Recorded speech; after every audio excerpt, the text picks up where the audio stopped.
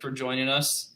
You're here with Caryn Martin, Nolan Flynn, Ajay Malghan, and myself, Brian Miller, director at Catalyst Contemporary in Baltimore, Maryland.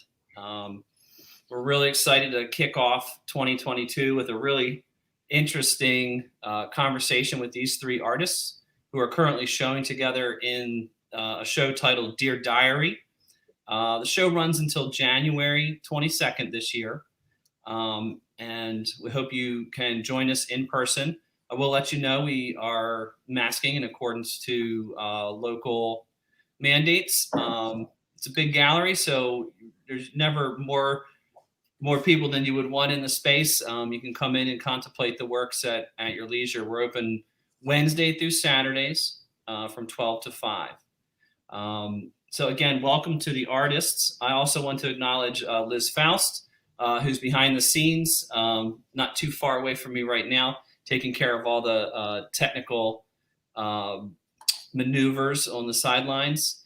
For those of you listening, we will have a question and answer session towards the end. Whichever streaming service you're using, whether on Facebook, YouTube, Instagram, you can, in the comments section, type in a question or a comment, and all the artists will be able to have access to that. I see some other people joining us, so that's fantastic. I want to just give a little sort of housekeeping. As I mentioned, this show ends the end of January. Catalyst will be postponing our next show, which is a solo show by artist James Von Miner. Absolutely fantastic show coming up. We wanted everybody to feel safe, so we're pushing back the dates a couple weeks till about mid-February. That show will run through March, and then we'll continue with the lineup of new works by Jed Smalley. And then following that will be one of our new artists, Kate Norris, is having a solo show in May and early June. But I did want to make note of that for those of you who were interested in the what's next after Dear Diary. Let me just I wanted to read you guys a little the intro to the show release and the statement, and start with a more open format question for all the artists. Dear Diary is a mixed media group exhibition featuring the works of Nolan Flynn, Ajay Malghan, and Caryn Martin. The bodies of work present in the gallery were made as an intuitive and inspired response to the pandemic. The show highlights artists these three artists who utilize their various techniques as a cathartic way to process events and emotions as if they were keeping a diary. And thus that was our idea. When Liz and I were conceiving of this show, we had these three artists in mind, and particularly because of the way that they worked, their style of work, both as a contrast to each other as much as a complement to each other. So I wanted to jump right in, and this is a question for any of you. We can start off the conversation. Were you isolated during the pandemic? And if you were, did that affect your process, the making of your work? And if so, how? And I thought this would be sort of an open format question.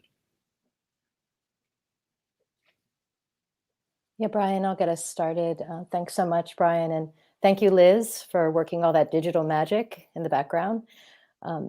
During March and April of 2020, my husband and I definitely honored the stay-at-home orders and stayed home, didn't see anyone. I had just moved into a new studio space, and then within a couple weeks was packing everything back up to bring my supplies back home. And, it was interesting because I remember going to the art supply store before I went to the grocery store. That feeling of like, oh my gosh, I want to make sure I have some materials. And so, I felt really lucky that I could work at home.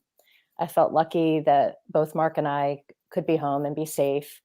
But for me, I took supplies home knowing that I wanted to make a piece with multiples and then bring them back into the studio and install them later.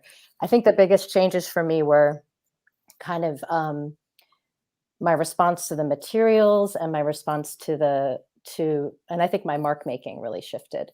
I let my materials sort of kind of be what they needed to be. Like I didn't want to like force my paper to kind of be flat against the wall. My mark making became more kind of I would call it vigorous. You know, there was like a cathartic response to the mark making, and I think it was just a way of moving the ink and sort of processing what was going on emotionally. So I was very lucky, you know, to be back in the basement, believe it or not, during that time. Yeah. Ajay, what about you? Doesn't feel that much different than now. Like, winter feels pretty isolating. Like back then, you could go outside and walk. Now I don't feel comfortable walking in the winter. It feels. I guess it's hard to say. And I was thinking about it because I read the question beforehand. But in my life, it's been cyclical. Every decade, something has happened, which has led to the traumatic event where you're undergoing chemo, your immune system's compromised. So that was in 2000, and in 2009 and 10, I had all these surgeries. So I was confined to my body, to my home, you know. So that part, at least back then, I could in March 2020, I could walk and go do stuff and mobile and healthy. So I was grateful for that. So it felt, I don't know, maybe it was like a test run, you know. When you don't have to do anything wrong to lose everything, but if it does happen, like you got to figure out how to be happy, manage some form of being positive. Well, it's interesting. I find this question interesting, and our talk. I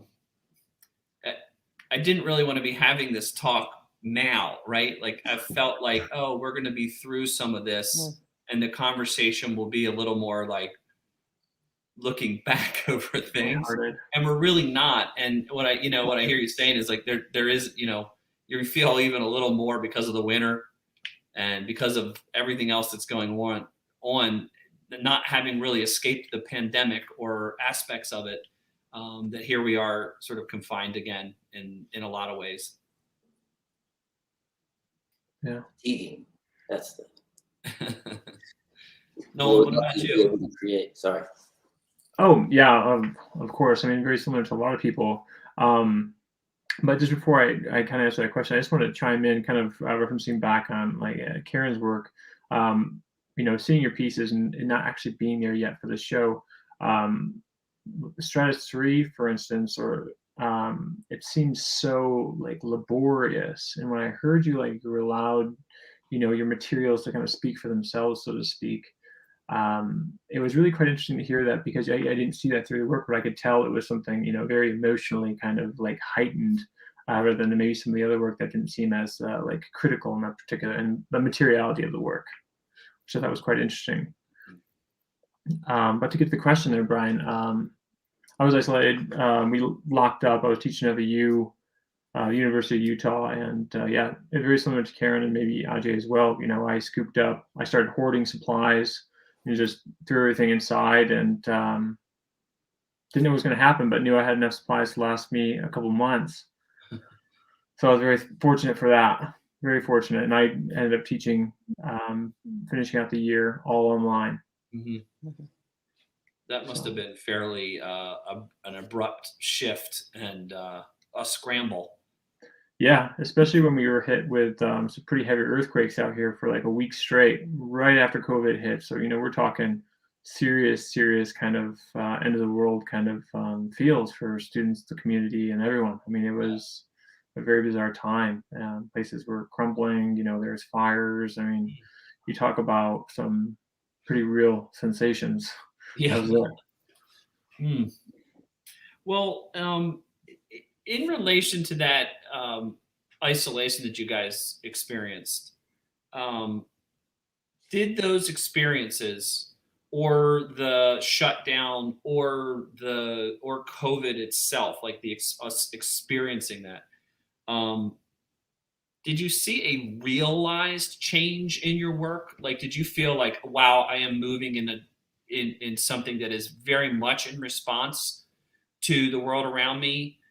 Was it, and if so, did that come on quickly, or was it a slow realization, or was it you just kind of like business as usual in a sense, like, all right, I'm going to hunker down and just focus on doing what I'm doing? Like, how did these larger cultural, social, very global experiences change your art process, or not at all? That's a great question, Brian. I really did feel a pretty major change, with the start of the pandemic. And I think for me, this kind of refers to something we might talk about a little bit later, which is that, my background is in plein air landscape painting. I think that there's a part of me that has always been interested in the pictorial and kind of resolving what happens in that kind of window of the painting. And for a lot of the earlier part of the pandemic, I was making prints that, for me, kind of referenced, patterns that we find in nature or weather patterns. But there was a little bit of like unpredictability and unmanageability actually in the printmaking process, where I was kind of letting go and letting the ink move and letting the paper dry the way that it would need to dry. And then, but then ultimately, here I kind of step in with my love of sort of resolving a piece. I wanted to bring it all together, and then, in a sense, bring order to the chaos, which I think in some ways, like emotionally through this whole journey, there's all this kind of unmanageability and things we don't have any control over. And I think for me, I sort of embraced the unknown with the work. And then ultimately, the final product, though, I wanted to bring it together into something that felt like that I was sifting through the chaos a bit, finding some order to it. But I think that as Ajay referenced, like, I still feel a lot of the same, like, we're still so in this that I still feel the impact of this pandemic in the work. But one thing I love about this show is it's artists who are processing, but are still very much in their work, meaning the work is not about the pandemic, but very influenced by it, for sure. That's actually something that Liz and I, excuse me, that's something Liz and I talked about pretty much all of this past year. Was we were really interested in doing a show that was responsive to it without being, I don't know, like voyeuristic or too negative, or even like political or anything like that. We were really looking for artists' responses in their art making, which is obviously what drove us to you guys. But Nolan, do you want to reply to that as well? Like, was this a realized effect that it had on your work? Oh, absolutely. Without a doubt. I mean, prior to the pandemic really kind of locking us up, a lot of my work had to do with kind of questioning the narrative behind the decisions of a piece, kind of questioning what we then would assume to be a final piece. So I had notations, I codified like an insular language, so that I was continually kind of critiquing and making decisions while throughout the piece. But prior to the pandemic, I never really allowed myself to show my emotions, to identify stressors, to identify kind of external items, objects, experiences that influenced my kind of my personal self, I guess you could say. And so after that time period, I thought that this is just as important as everything, right?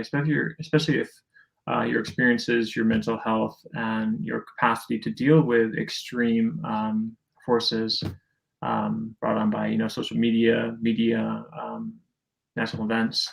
I allowed it to kind of interweave throughout the piece, so certain stressors carried more weight within the piece, kind of working with some of those kind of narrative-based kind of decision makings, which I thought was really quite interesting at the time, and I still do. It gives more credibility to that time span which I'm in front of the canvas creating the work, identifying dates, times, motions, stressors, and still kind of commenting on the criticality about the aesthetics within the piece and the materiality of the piece. It's really interesting that you say that. Some of the early works that we had that were just prior to the shutdown, and then the works that came after, particularly the other ones that we selected for the show. There's a density in some of the later ones that are pretty intense compared to the open. There's a little more openness or freeness in the earlier pieces, and it's an interesting. I'm curious about like that density level increasing in the work. If that's connected to these things that you call the stressors. Oh, 100%. Yeah. 100%. I mean, like you were saying, there's a lot of the earlier pieces and the pieces you got pre-pandemic, they had a lot to do with like formal qualities, right? Formal decisions. And they never really kind of like dug a dagger into your kidney or anything like that. But you can see, especially in like Ketzibat's portrait, I mean, there's a lot of, there's even organs on there because after the pandemic, we were doing all kinds of crazy things that we wouldn't have otherwise, excess seemed to be kind of a theme in some of them. And, I was doing things that I wouldn't have done otherwise, increasing stress, drinking. And so some of the feelings and the thoughts were 100% like visceral, much more visceral than I ever would have put on a canvas before. Even looking back, like you can see right there with the red eyes, the no sleep, constantly stressed. I mean, it was a pivotal time period. Ajay, how did the pandemic? How did it realize in your work, or was it? Well, before I said it, now that when Nolan said there was earthquakes going on, like I can feel the instability that much more. Like it makes now I'm even more connected. You kind of feel what the artist was going through. But in regards to how it affected, I believe this is the most peaceful work I've ever made. So I guess I reached a point of resolution with my own inner conflict. So instead of mixing 10 different things together, it was like what I said to Liz, just flour and water, reduce it to just emotional content and color, go from A to point B. So the piece was the making of these works, which by the way, and we'll get into later, some of them you were making one a day or one every other day, like sometimes more. Is that correct? Yes. Yeah. There's a sheer immediacy, and what you're telling me is that you felt so comfortable in the painting process during these times, like or the art making. I won't call them paintings. You can talk a little bit more about that later, but there was a certain centeredness in yourself. Was that a way to, and I'm not a psychologist, but is that a way to like pull you away from all that stuff that's surrounding and have you focus on the moment? Whether it was deliberate or not, I don't. So I paint out at a barn in an ashram. So it's just I'm looking out into like 10 acres of just trees. So the light's going down, that affects it, and most of the time I'm sitting on a chair just looking at the nature. The deer come out, and then I don't say it comes to me, but eventually you have to get up off the chair and make something. You can't just sit there the whole afternoon. It comes, you just put one color, and then the rest play off of it. It's kind of like in terms of building chords. You hit that first drone, and then you play against it, and then it would come together. A lot of it is it's my mom's sorry collection coming through subliminally, I think, subconsciously. Because where else would I see these colors, right? They don't. Right. It's interesting, Ajay, that you brought up nature, because I feel like in that earlier part of the pandemic and the lockdown, mostly what I was doing was taking walks. right? Because, you needed to get out of the house. And I remember being so acutely aware of the new growth in that early spring. And I felt like I was seeing things for the first time. And I love that your work, that you were looking out at nature, you were responding to that kind of immediacy. And I think that brings that kind of light. It's like, it's the catharsis, but it's this sort of hopeful, lighter aspect of that, because I remember just being so thrilled to see the flowers pop up that spring. It's very life affirming, Mm-hmm.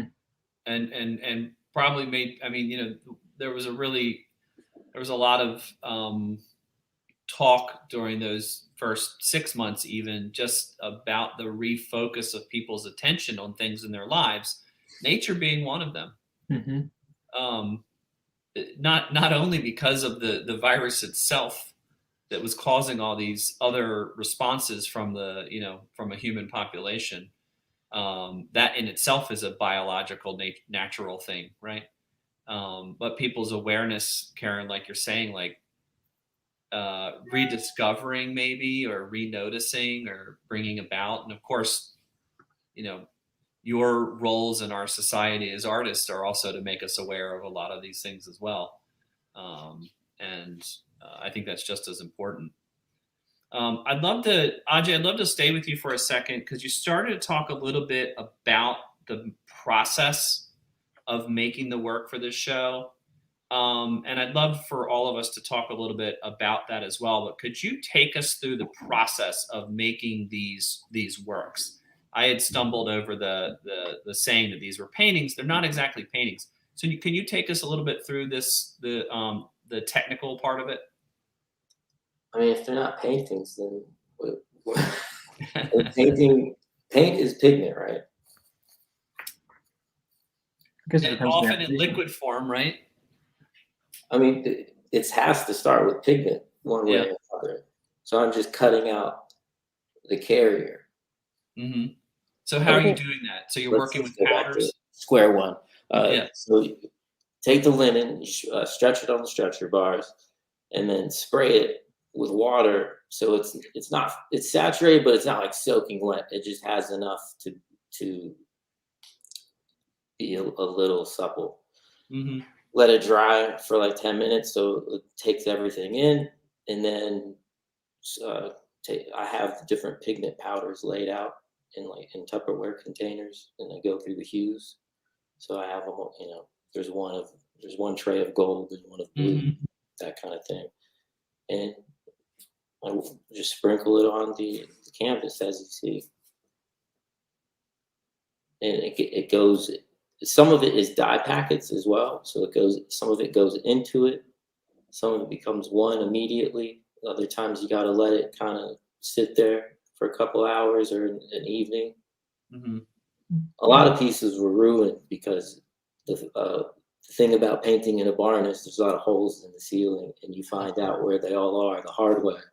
So you just keep coming back and like, what did you lose? And then eventually nature teaches you to not put anything in that vicinity of where don't try to push the boundaries. It's gonna get wet. And it never looked better. It always was just like my favorite one of that time. Funny how that works. And do you? I remember at the open house we had, a number of people were talking to you just about like the direction that you take with them. How is that guided? You're not using a brush, so the literal act of getting the material onto the canvas, is it very specific, or is it very a process of the relationship between what happens when you release that and it ends up on the canvas? Try to think of it in a way of in terms of emotional cinema is a frame, and how am I going to convey what I'm feeling through color? And so how I relate to those specific colors. So I arrange it off of like playing that first note. Mm-hmm. Does that answer the question? Or did I... Yeah. And so you build off of each. If we want to use the musical reference, which we can see all your instruments in the background, there's obviously a connection. You're building into something based off of each previous part. Yes. And you just move in that direction. It's how you fill out the frame too. You know, Mhm. you see our favorite directors and how all of them are completely different, you know, and how they work with different cinematographers for different purposes. And so kind of thinking in that way with the negative space as Yeah. well. So they have something to play off of, a baseline. Yeah. Caryn, do you want to talk to us a little bit more specifically about your process? You kind of alluded to it and began to talk about it, but maybe we could talk about the making of the works for this show. Sure. It's interesting because when I moved into this new space in January of 2020, as soon as I got into the space, I was trying to decide what to start with. And I decided to go back to doing a little bit of work with monotype, which I had worked with from about 2015 through maybe 2017. And my background is not in printmaking, it's in painting and somewhat in photography. And honestly, it felt like it was kind of a way to warm up in the space. Mhm. But then it just sort of took over. I just felt really interested in the possibilities with the ink and the water. And I started working through this process of inking the plate once and then pulling a print and sometimes taking a ghost print, but often instead re-engaging the ink with water, manipulating it and pulling another unique monotype. And I would do that until the plate had no ink remaining on it. So there was this interest in sort of like letting water be the change agent and kind of working that ink until it was gone. And I started working with that. And then, prior to that, I'd been working on lots of tiny paintings of unobstructed horizon lines. And I decided to take about 200 small paintings and make a shape on the wall that ended up being kind of a cloud form. But I remember kind of fighting with the paper. I wanted the piece to be flat. The paper did not want to stay flat.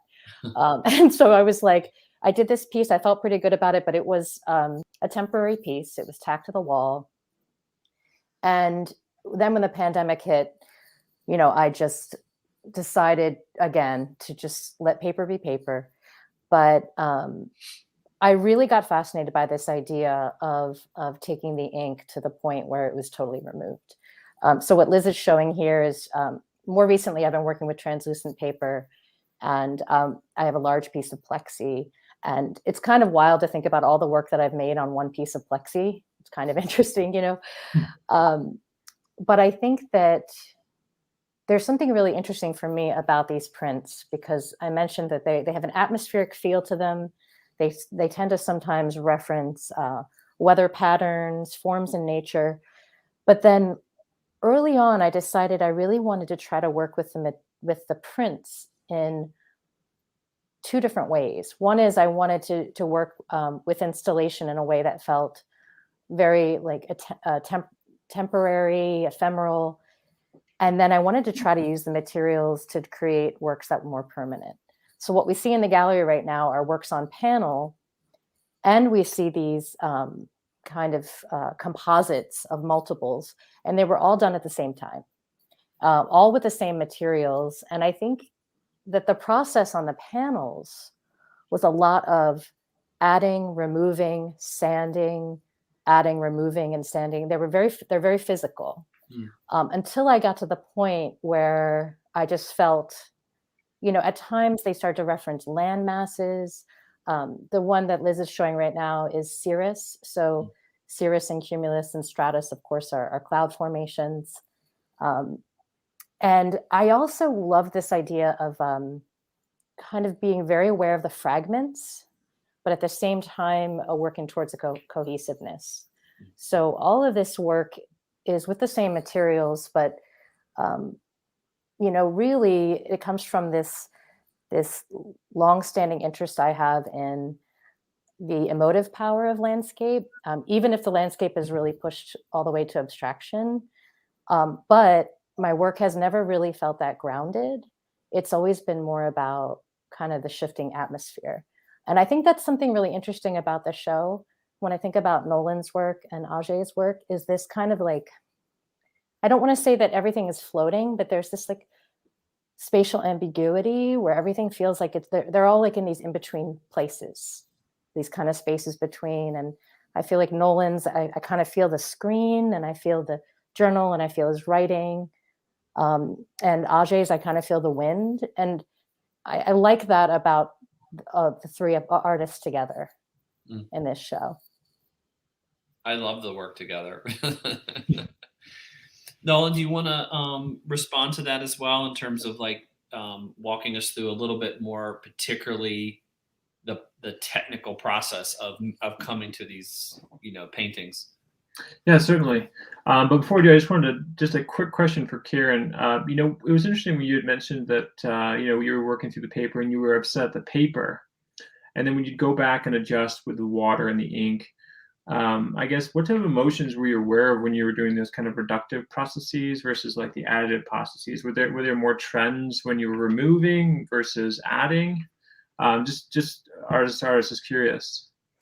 It's interesting because the additive part, I think, was more mark making, like more linear, where I would actually squeeze directly from the tube. So I'm thinking about Ajay with his pigment. For me, I was like straight out of the tube, using it as kind of making repetitive marks. And then as soon as I would add the ink, I would pull up other tools, brayers, razor, like a straight blade. It's interesting. I don't use brushes, which is in my printmaking, which I think is really interesting because a brush would make sense, but there's something about that letting go. And so I almost feel like there's like the body gets really involved, particularly with the subtractive aspect of it, that kind of removal.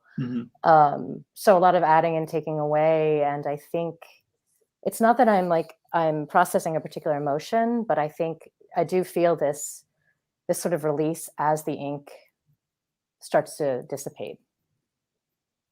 Yeah, it's an interesting correlation, especially when we're talking about the works kind of made behind the scenes, especially, when our daily lives were, changed in many cases and removed or reduced into something a lot more kind of insular, home-based. Mm-hmm.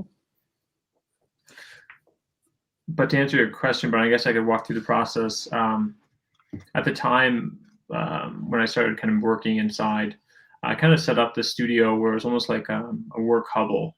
A lot of the times when I work, I make sure I have everything set up and ready to go, and oftentimes I just leave it out. I don't take care of my brushes. I don't take care of my palettes. There's oil pastels sitting in oil paint, maybe mixed with, I don't know, acrylic. There's crayons laying around, charcoal, and so there's this kind of urgency and immediacy that I enjoy, especially when COVID first struck. That kind of banal platitude that we were all upset about that we lost. I very much got up and worked as if I was, going into my day like any other, and allowed myself to open up throughout the pieces, writing down my thoughts, writing down my frustrations, but then also kind of remembering like, oh yeah, like, let's see if I can adjust this, or like aesthetically, how can I change this? And I'm just reaching and grabbing. But when I kind of found myself more lost or maybe entranced in an idea or a particular thought, I found myself taking more time kind of hierarchically and spending more time on like the details, or like actually choosing a color rather than just grabbing something that was within range. And so I kind of worked throughout the pieces without knowing where they're going to go, without having an idea, kind of improvisationally. How do you end that? They're never ended. I mean, I could go back. I'll walk by a piece that I, stopped working on a while ago, and I'll add to it. I'll adjust something. I'll change it. I'll scratch something out. Yeah. They're very much are living pieces to me. So when you're ready, how do you know that the artwork is ready to be shown? Or are you okay with them being shown and then going back and working on them even more? I'm okay with it either way. I mean, I like the idea that they have this kind of historical kind of lineage, and they have experiences as well as we do. It's very interesting to me that the pieces exist in different places that I am, and they're experiencing people, they're experiencing something, right? Whether it's real or not, you can't take it away from them, and they get nicked up, they get dusty, things change in them, like skin, like the quality, the canvas that's untouched or ungessoed because of their kind of unfinished quality. Yeah. And I don't think they ever should end. In many cases, they change and will invariably. Okay. Well, I wanted to just take a moment in between your comments to read a comment that was sent online through Facebook, actually from another Catalyst artist, Arthur Judson Smalley. It's just sort of a reflection on the words that we're talking about here. He says, I think that to some degree, the definition of being an artist involves a somewhat more solitary experience than many other professions. We reflect our environment and our culture, but we generally create and do what we do alone. So to some degree, we can't claim the same degree of being affected as might teachers or restaurant personnel or any number of more interactive professions. Still, many artists are teachers and waiters, etc. So the way we experience day-to-day life must be reflected in. Does that make sense? I thought that was interesting. I think he was responding to our conversation a little bit about the aloneness of the work, of making work, which is totally true. You're always alone in that space. Often, right? The making of the work. That sort of extended to a large portion of our lives for some time. That aloneness, or the quiet, a lot more quietness, at least.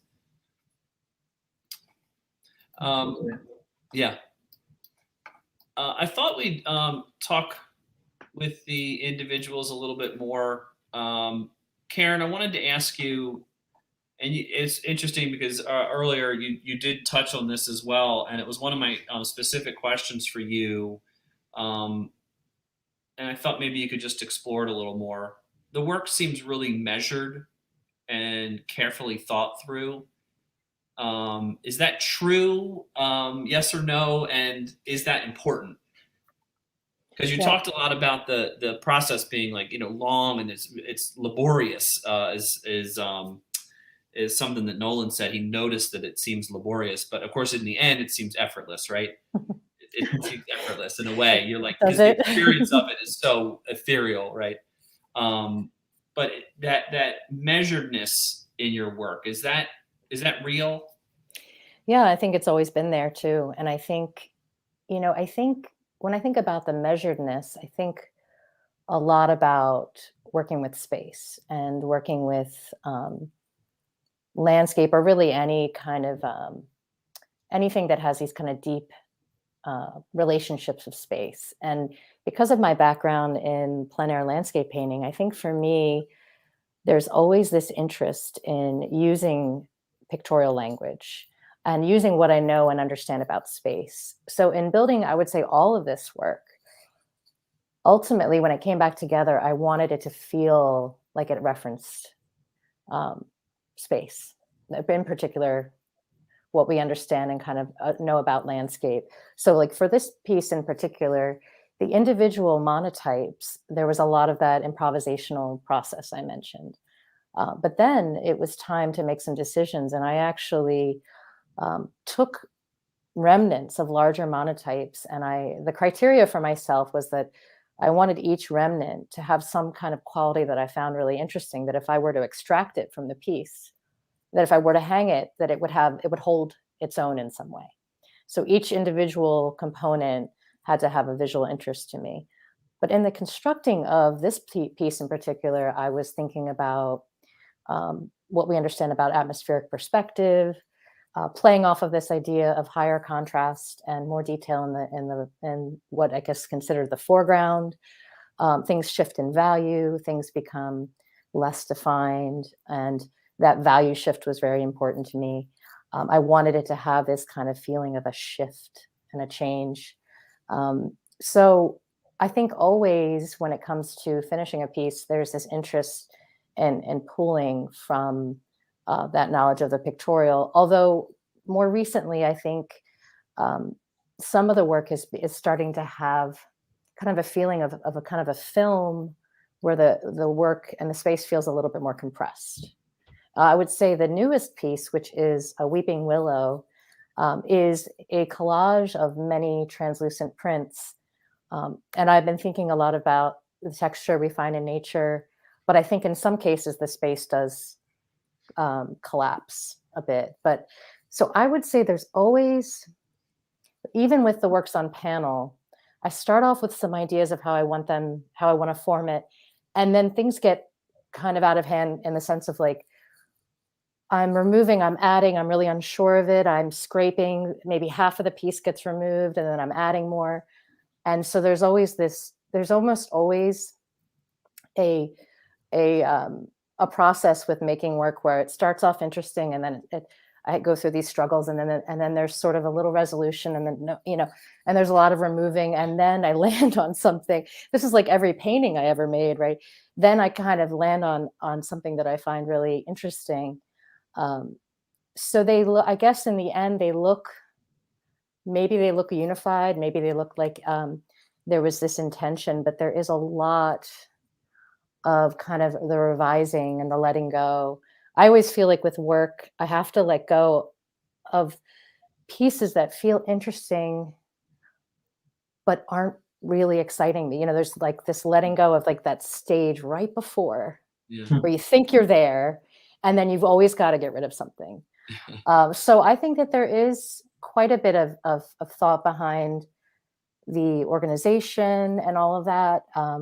But I think what's surprising about these works is there's a lot of frustration and sanding and letting go and adding. And then it's that place that Nolan was talking about where you kind of step away, and say, this is where it's going to live right now.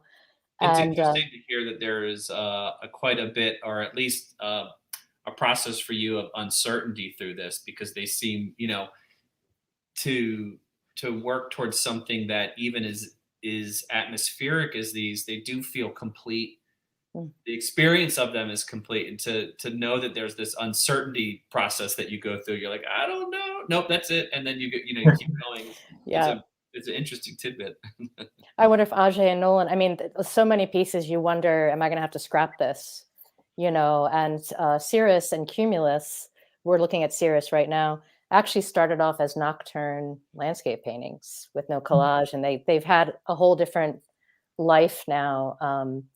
And so, but I think that carefully considered is probably a pretty good description for my work, and kind of says a lot about me as an artist, because I think ultimately, as Nolan was mentioning earlier, there are a lot of formal decisions happening always, in the background. Even when I'm not trying to, I'm making decisions about composition. It's probably the art school kind of drilled in all of us, I just want to remind our listeners that if you would like to ask any of the artists a question or just put out some general comments, whatever platform you're using, please feel free to write them in, and we will get them addressed.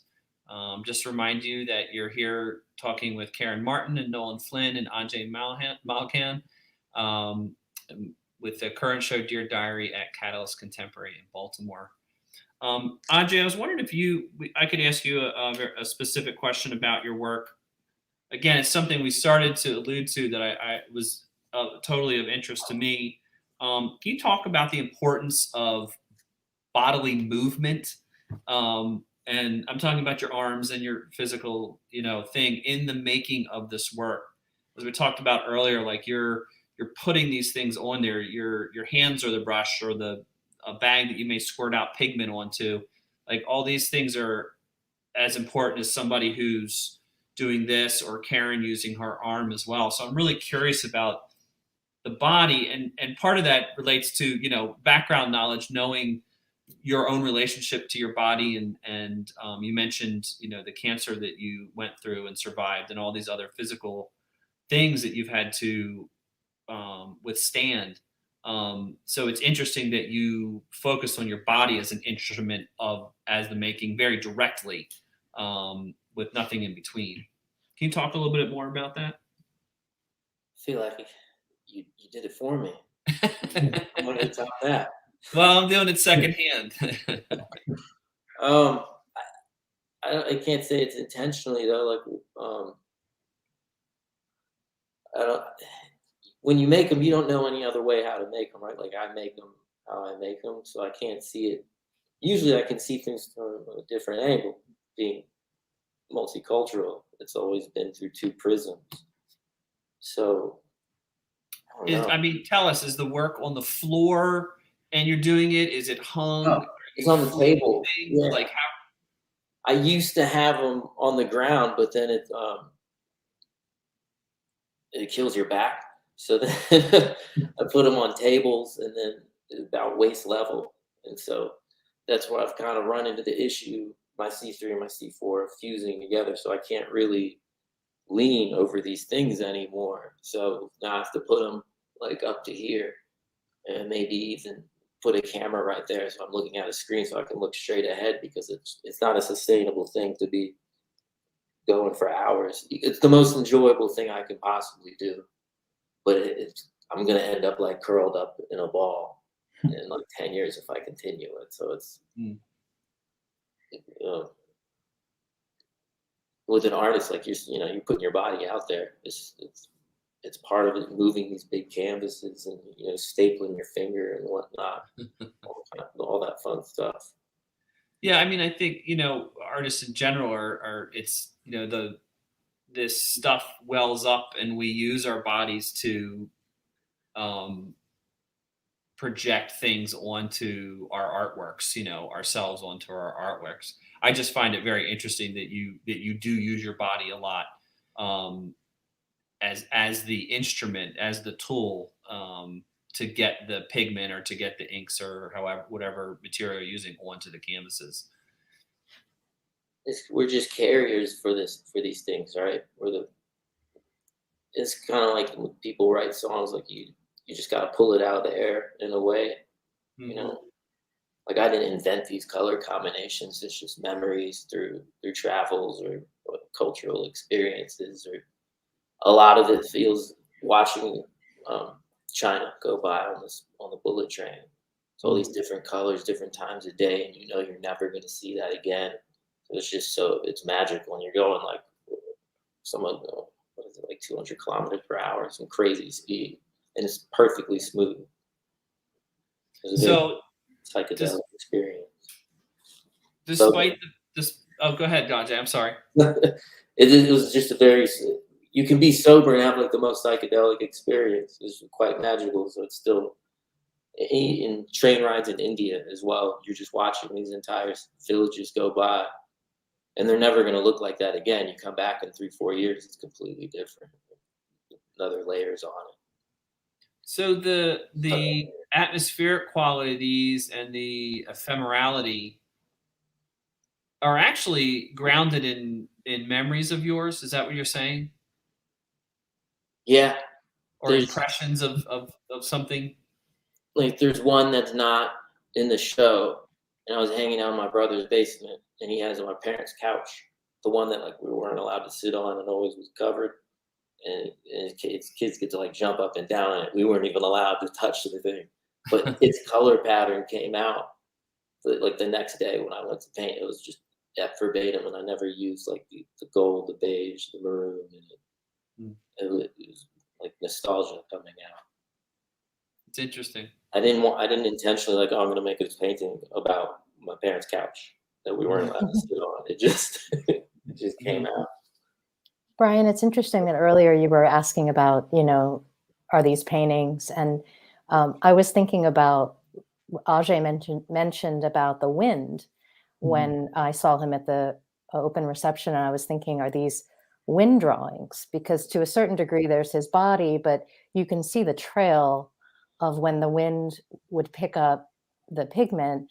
And of course, clearly I'm really interested in wind and these elements, but Ajay, do you feel like that element of having the wind sort of take the pigment is important in the work? Do you like that sort of release aspect of it?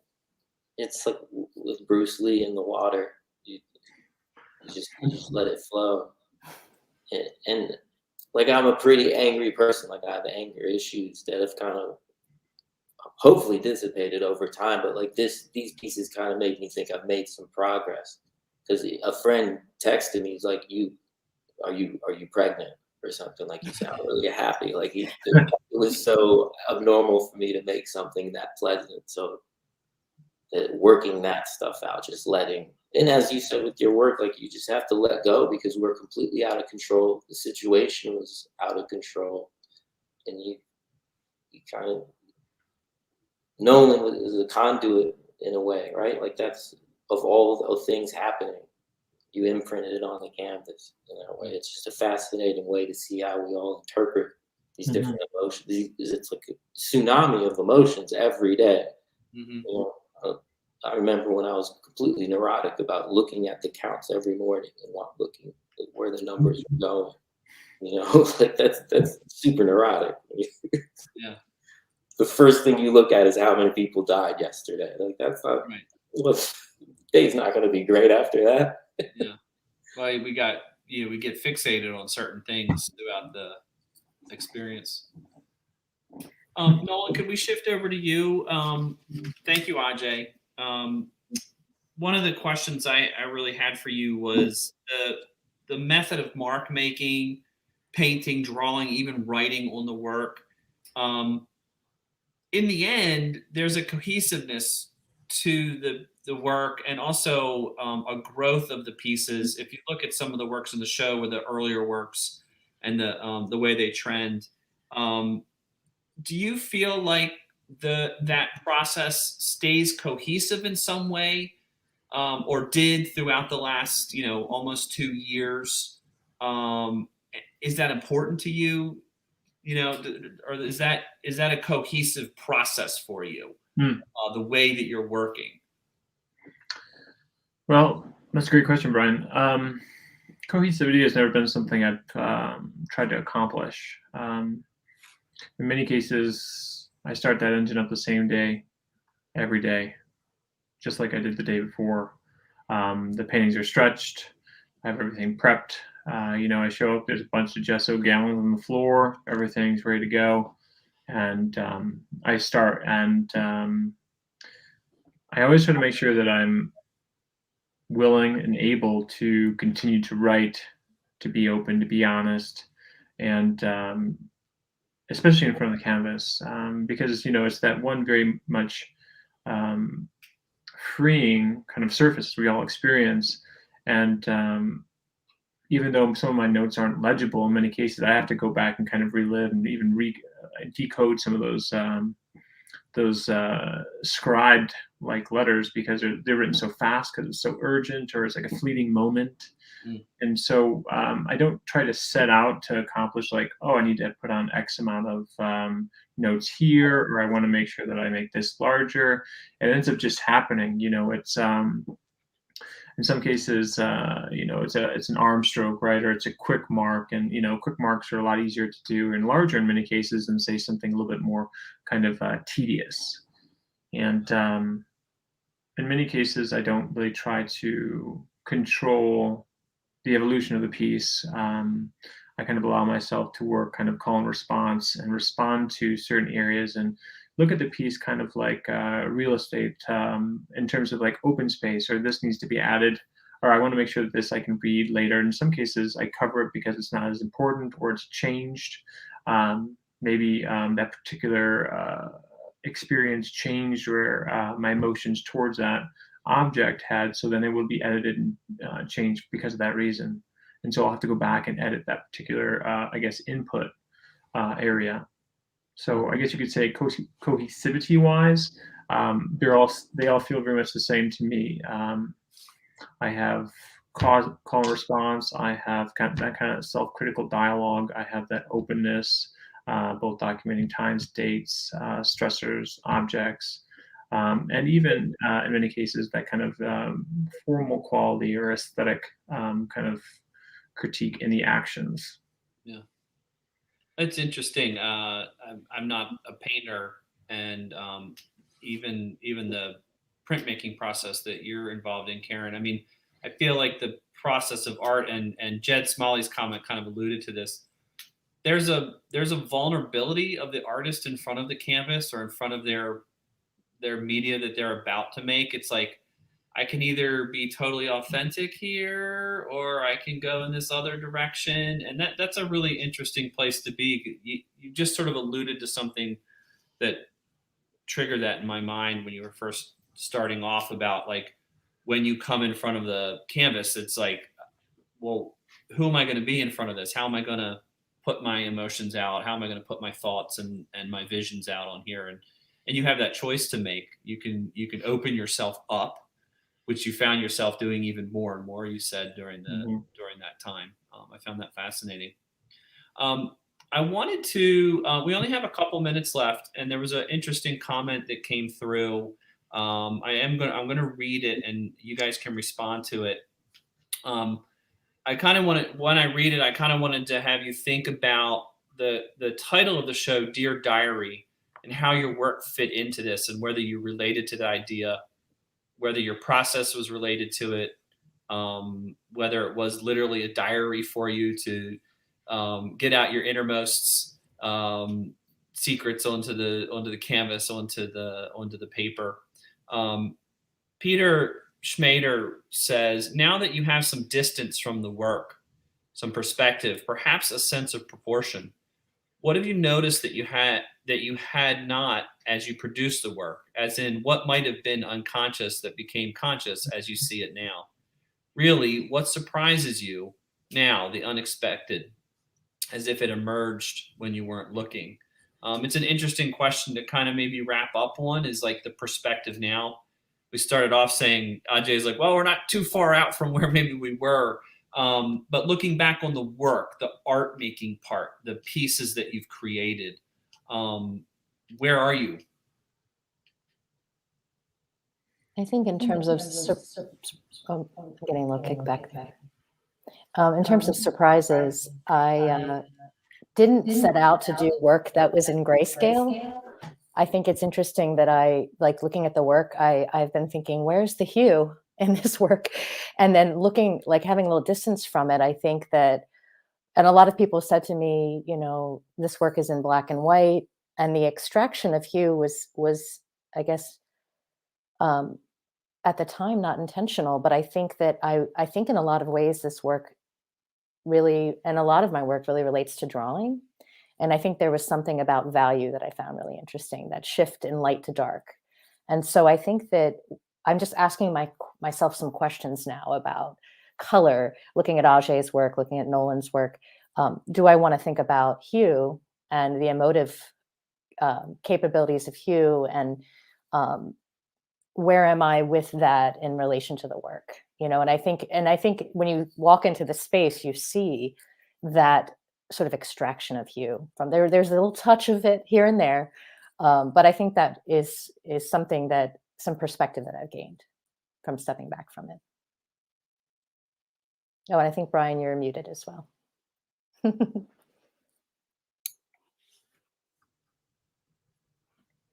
I think you might still be muted. Oh, there it is. Nolan, do you want to respond to that as well? Yeah, I'll make it quick. I noticed like a lot of my earlier work, especially when COVID hit, were very much more urgent. The care and the choice of colors, and especially with the larger, more stressed out items, I didn't really use that much. But I noticed more and more lately, a lot of the work has become a lot more like high fidelity work, utilizing a lot broader range of colors, a larger variety of supplies and materials. And I think that's changed because of a lot of time that I have with pieces. Yeah. Ajay, what about you? I'm surprised at how happy they look. I was not aware of that.